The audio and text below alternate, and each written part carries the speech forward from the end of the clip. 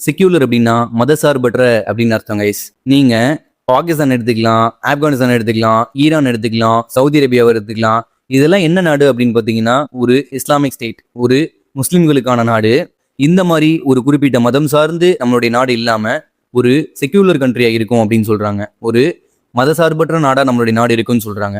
நம்மளுடைய நாட்டில் எத்தனை கோடி மக்கள் வந்தாலும் சரி, அவங்கவுங்களுக்கு பிடிச்ச மதத்தை ஃபாலோ பண்ணிக்கலாம், அவங்கவுங்களுக்கு பிடிச்ச மதத்தை ஃபாலோ பண்ணிக்கலாம், அவங்கவுங்களுக்கு பிடிச்ச சாமியை கும்பிட்டுக்கலாம். நம்மளுடைய நாடு ஒரு டைவர்சிஃபைட் கண்ட்ரி அப்படின்னு சொல்றாங்க. அவங்கவுங்களுக்கு பிடிச்ச மதத்தை ஃபாலோ பண்ணிக்கலாம், பிடிக்கலையா இந்த மதத்துலேருந்து வேற ஒரு மதத்துக்கு மாறிக்கலாம் அப்படின்னு சொல்றாங்க.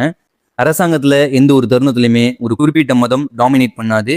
இந்த அரசாங்கம் எல்லா மக்களுக்கான அரசாங்கமா, மதசார்பற்ற அரசாங்கமா, வேற்றுமையில் ஒற்றுமை கொண்ட அரசாங்கமா இருக்கும் அப்படின்னு சொல்லிட்டு தெரியாமல சொல்றாங்க கைஸ். ஸோ நிறைய நாடுகள் என்ன நடந்துட்டு இருக்கு அப்படின்னா, ஒரு மதம் சார்ந்த மத ரீதியிலான விஷயங்கள்லாம் அரசாங்கத்துல இன்ஃப்ளூயன்ஸ் பண்ணும், அரசாங்கத்துல டாமினேட் பண்ணும். அந்த மாதிரி இல்லாம நம்மளோட இந்தியன் கவர்மெண்ட் எல்லாருக்கும் சமமான ஒரு அரசாங்கமா, எல்லாருக்கும் முறையான ஒரு அரசாங்கமா, எல்லாருக்கும் நன்மை செய்யக்கூடிய ஒரு அரசாங்கமா இருக்கும் அப்படிங்கிறதுனால இந்த மதசார்பற்ற செக்யூலர் அப்படிங்கிற ஒரு வார்த்தையை பிரியாம்புல வச்சிருக்காங்க.